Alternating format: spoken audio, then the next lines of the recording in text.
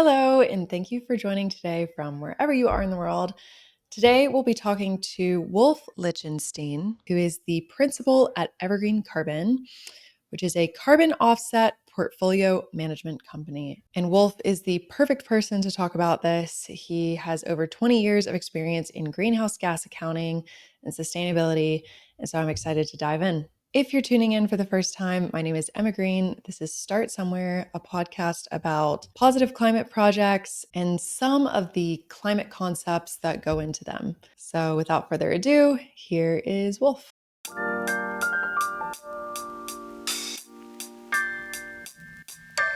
Well, hello, Wolf. I'm super excited about the conversation today because it's something that you have a lot of experience in and I'm super curious about. It's something that I see everywhere. It's when I'm checking out for a flight. I see people talking about it on their brand websites when I'm buying clothes. This is carbon credits and carbon offsets. And so let's just get started with kind of the basics of what is a carbon credit. Carbon credit represents a ton of greenhouse gases measured in equivalent to CO2. So basically, a ton of CO2, of carbon dioxide, is what a carbon credit represents. And the credit actually represents the sequestration, removal of carbon from our atmosphere. And are carbon credits and carbon offsets the same thing? Yeah, offsets is the colloquial term for carbon credits, like the act of offsetting. And that word kind of has some criticism in some circles. It's like, oh, you're offsetting, so you're not responsible. And that's not the case. And I like to use the word mitigation because it's a mitigation step to retire carbon credits. And offsetting is the colloquial or an offset. So I might refer to an offset when I'm saying carbon credit or vice versa. They're equivalent, but slightly different connotations. Why do they exist in the first place? That's a really good question. So back in the 90s, this is the idea of creating a carbon market from the Kyoto Agreement. And basically, the idea is that how do we get people to create a project that's going to sequester carbon dioxide, sequester carbon, and how are we going to get them to do this? Because it's how do you get, someone's not going to do it unless they get paid for it. So this is a market mechanism to tackle climate change. And that's where it comes from. And so every carbon credit they're all equal to a ton of CO2, but you might get there differently from destroying landfill gases or dealing with dairy farms and livestock or forest protection, that type of thing. All these things basically sequester, remove, avoid carbon dioxide or other greenhouse gases. And we need to pay people to do that extra work. It's beyond. I think the key is these are actions that are beyond business as usual. Okay, so you've talked about livestock, forestry. Can you tie those into how it relates to when I'm checking out on a Southwest flight? I'm seeing carbon offsets, carbon credits. What is it going to? I kind of have some issues with some of these, like, websites to say, oh, check here and you've offset, not really knowing exactly what you're buying, what carbon projects you're actually investing in. Sometimes you'll get a list of carbon projects, but as the general public has no way to judge, is this a good project? Is this a bad project? Is this a project that I want to invest in? Or maybe I want to do a forest project instead of a landfill gas. And so you don't really have a lot of choice, and you have to kind of trust, for instance, Southwest Airlines, that behind the scenes they're purchasing meaningful carbon credits that, say, I would approve of, and then they're retiring the right amount for when you check a box. Thing about carbon credits, it's a whole number. You buy one credit, two credits. You don't buy 2.27 credits. You buy two or you buy three. And so when you get on the flight, it might be 0.35 tons that you're responsible for. So who's doing those calculations? What carbon projects are actually buying? So I think those are good efforts. But as someone who's like cautious about where I spend my money, particularly when I buy carbon credits, I want to know about the carbon projects themselves, and I want to be able to determine that that's something that I agree with, that I can get behind. So it's like close your eyes and check the box and pay your $10. I think that's fine. It might be effective, but I'm kind of a stickler. So unless I know everything about what they're doing behind the scenes, I will just offset on my own. In that case, I mean, is it the Wild West, or is there any kind of regulatory framework for this? Yeah, so the carbon markets, there's a compliance carbon market and then there's a voluntary carbon market.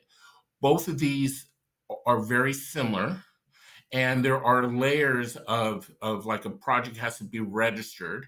So the registry has its rules and guidance and methodologies that they publish.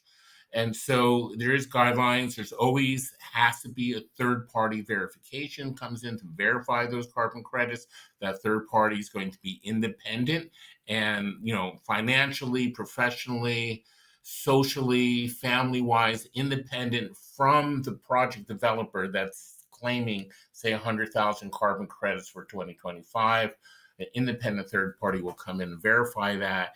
And then those verification reports will go up to the registry. The registry will again review documentation and the verification reports, and before they actually grant the carbon credits themselves, and they'll create them and they'll be available for the project proponents to then to sell to be retired by somebody else. When you were saying, I could close my eyes and pay the $10, or in your case, you do the research, where do you find that information to do that research and know where the carbon credits are going to?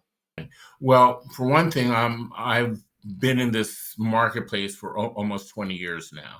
A bit of a leg up compared to everyone else. The information, if we know what specific project that you're going to invest in, those project documentation, say the project description documentation, the annual monitoring reports of those projects, validation work, validation reports, verification reports, attestations, all the relevant documentation is stored with the registry, and those are publicly available. So if you want to read the project description document, the PDD, it might be 160, 200-page document. You can read through it and understand exactly, if you have, kind of a understand the subject matter, you can basically understand everything that the project purports that they're going to do. And so, we provide that expertise, but a good website that is talking about the carbon projects, that if you can buy them through the website, you want to make sure it's a reputable company and that they are registered, and you actually get a serial number back from your purchase. Right. And so so if you purchase from Evergreen Carbon, we're going to retire the credits on your behalf. And we then provide the serial number or range of serial numbers. And then also there'll be link in the retirement database that you can look at as evidence. Let's talk about what makes a good carbon credit. Because you've listed off a few different words: additionality, permanence, registered, real, verified.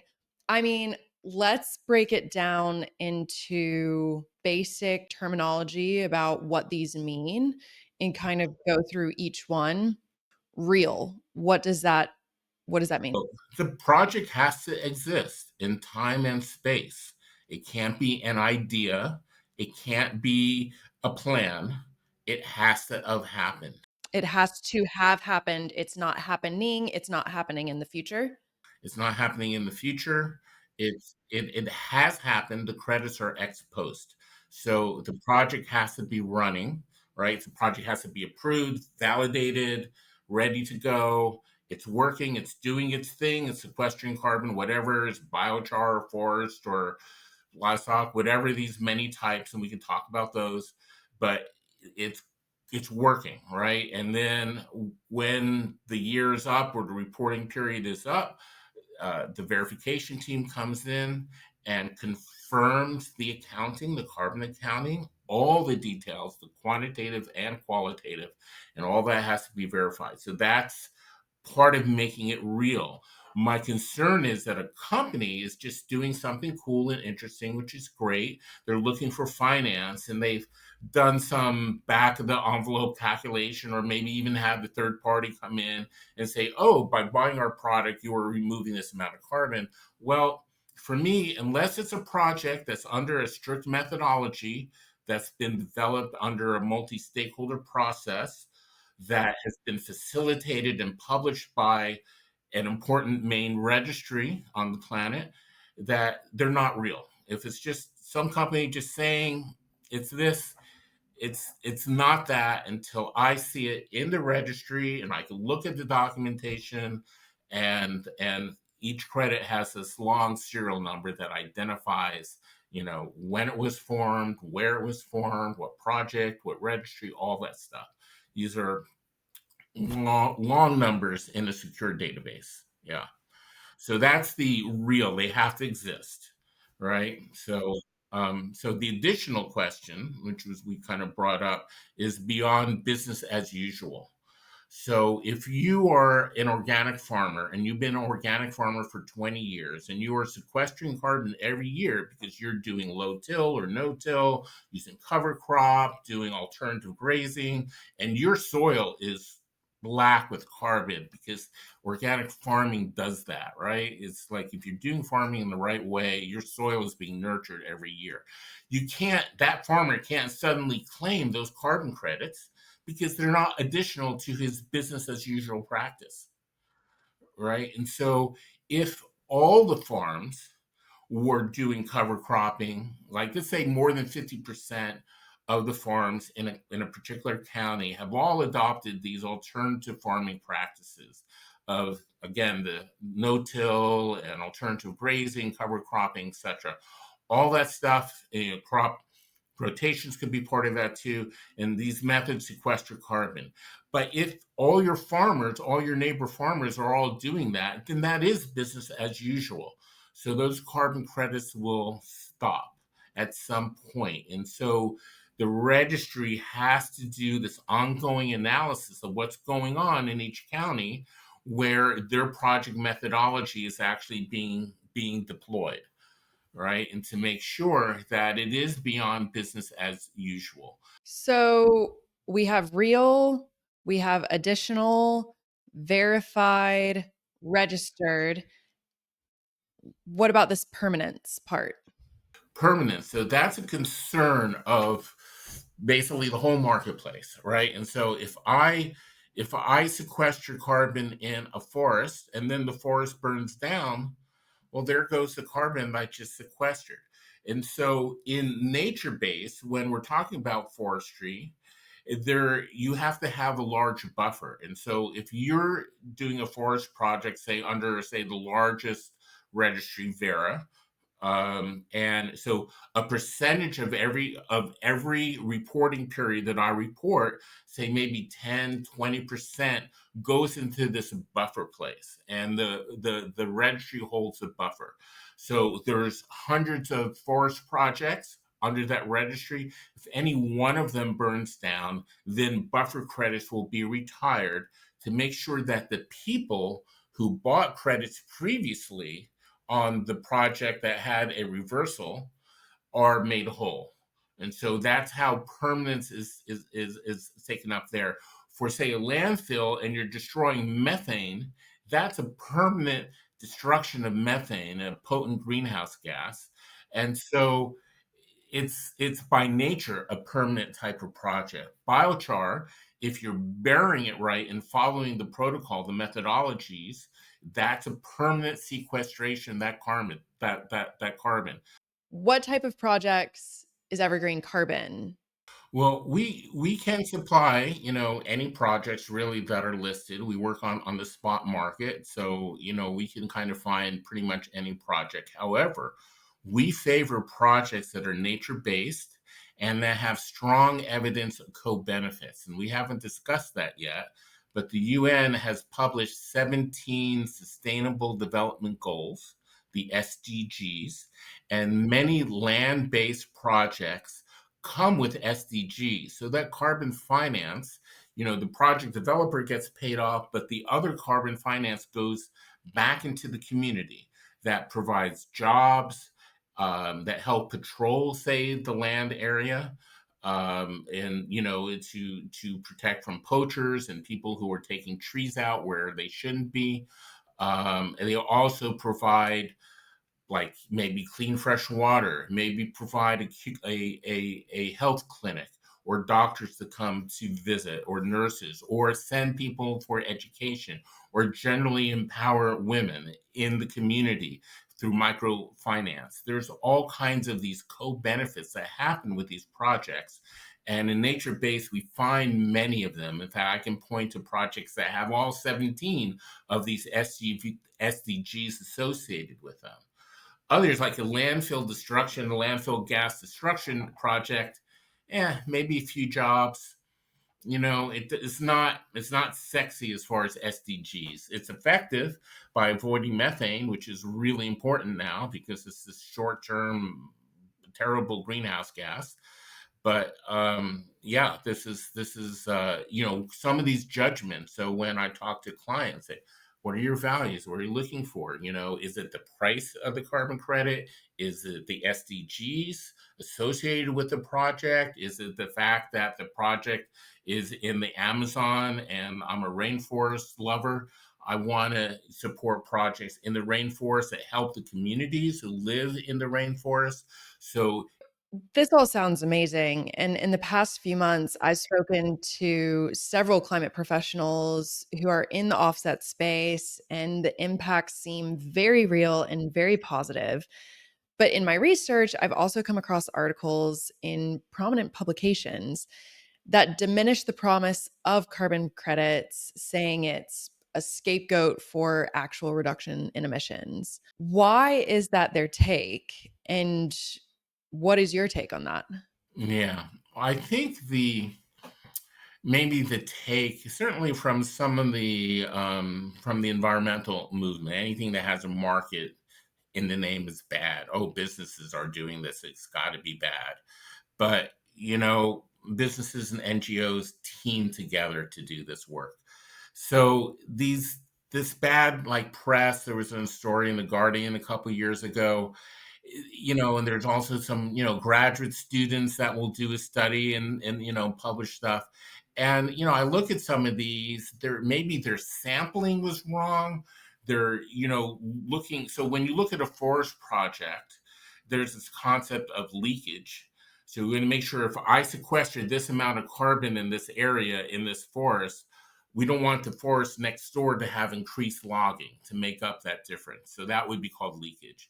And so they might not compare apples and apples and apples and oranges. Guardian's gonna, or other major publications are gonna publish these things because it makes clicks. And when you get a lot of clicks, you sell a lot of ads. And so I'm not saying all the critique and criticism of the carbon market is unfounded, but some of these reports, I think, are kind of overblown and might affect one project. So is a project, a scenario might be that a project that was keeping trees in this preserved area, it was found that wildcatters came in and cut down some beautiful trees, and they shouldn't have done that. The verifiers come in and find that. They will redo the calculation. They'll report that to the registry. The registry might put the project on hold till everything is resolved, and then all agreements are reassessed. Fines will be levied. The project proponents, because this is a man-caused reversal, that the project proponents are going to be responsible for the loss of carbon credits from those cut trees.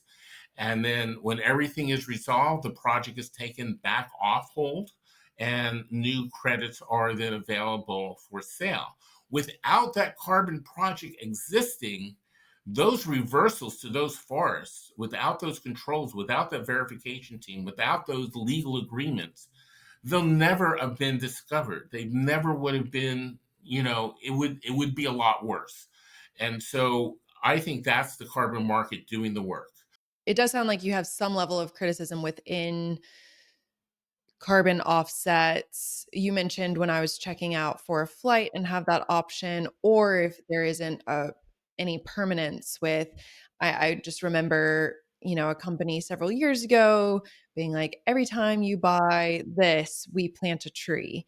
And it sounds like something like that, might. Hurt. It couldn't hurt. It couldn't hurt. It's a fine thing to be doing.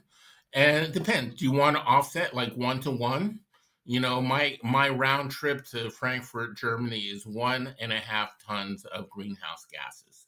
And so that's what I want to buy, and that's what I want to retire. I can't do a half a credit, so I'm going to retire 2 credits, to offset my flight. Yeah, I think a lot of programs are planting trees that are doing really wonderful work. I don't want to damn those projects and that work and stuff, but if you want that real with a capital R, it should meet all these other requirements that we're discussing. So, what is the price of a carbon credit? Is it standard across the industry? And then how is it determined? Yeah, that's a really good question because price discovery among all the features of carbon markets, I can like figure out everything. Pricing is not transparent where everything else is. There are averages prices. So a forestry project in North America and the Pacific Northwest is going to be more expensive than one in Cambodia because the price of labor, the price of land is cheaper there, right? And so the expense profile is different. So maybe the project in Cambodia has like an arm's length of SDGs they're achieving. The one here in the US is achieving, land above water, excuse me, life above land, or life on land or life underwater. They're preserving salmon, they're helping watersheds, they're doing good work in maybe the project in Cambodia, but it's supplying jobs, it's supplying training, it's building a school, it's getting desks for kids who are going to school and sitting on the ground, right? And so there's a different standard depending on what the country is and where the project is located. And so we try to understand that. And if a company comes to me and they have, some requirements, I might give them 4 or 5 options or more even of projects that might fit all or most of their values or requirements. If I wanted to start offsetting my own emissions, and I know that you work with, businesses and larger companies, but what would I do to go about offsetting my emissions? Right. So as an individual, you can do your own calculations, right? It's like, here's my natural gas bills, here's my electricity bills, here's all the airplane trips I took this year, my gasoline in my car, all those things. And you're doing your footprint, you're calculating. The average person doesn't have that ability, right, to do that because you have to have at least a minimal of training, where to look. There's an emission factor. So for every therm of natural gas that I burn, you multiply by emission factor to know how many molecules or tons of CO2 comes from that natural gas that I combusted in my heater or on my stove, right? I advocate to get rid of natural gas, by the way, in your home and in your buildings are better ways to cook, but that's another podcast for another time. However, you would do your calculation, you would kind of figure out kind of what your values are. Say, okay, so the average household is about 16 tons per person.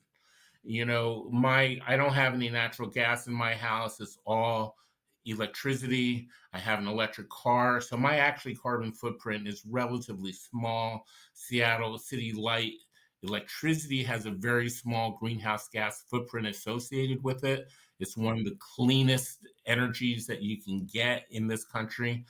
And so my carbon footprint is quite small. But if you have a large family with a large house and you have more money, so you're taking trips to the Virgin Islands and going to Europe for lunch, those types of things, your footprint is a lot bigger, right? But an average, 12, 16 tons. And you say, I just want to offset, myself in my household. I'm going to buy 12 carbon credits this year, not knowing exactly. If you're a company, an industry with a manufacturing, and maybe your carbon footprint is maybe 50,000 tons of CO2, and you want to do a little more careful carbon accounting, and we'll support that. These carbon projects are kind of practice of sustainability, a practice of removal, and we need them to scale at the gigaton level, which is really hard. And there's feedback loops happening all the time, but we have a massive responsibility to remove these excess greenhouse gases. The carbon markets themselves, the voluntary carbon market, is about 1.5 billion. It's going to be 15 billion by 2034. So that's a tenfold increase. Some of that increase I predict will be coming from increased pricing because these credits are undervalued right now. And then also more and more projects and more buyers will create this expansion of the market. More and more companies are saying, what can we do? And I always ask, when I came into graduate school 20 years ago, it's like, well, what about your grandkids? That's how they talk with some of these CEOs, these gray haired people. I got some gray hair myself, but I try to, we're all responsible. Yeah, the oil companies, are responsible, but we're using their products all the time. We drive around and in trucks or everything. So we're all responsible. It's a collective responsibility. So I'm excited to just be part of that. Awesome. Well, I think we'll use that as a great end note. Thank you so much for coming today. And I will definitely be looking into how to offset my own emissions. So Excellent. Excellent. thank you so much for listening or watching. I've included links to everything that you might need below, and I look forward to seeing you next time.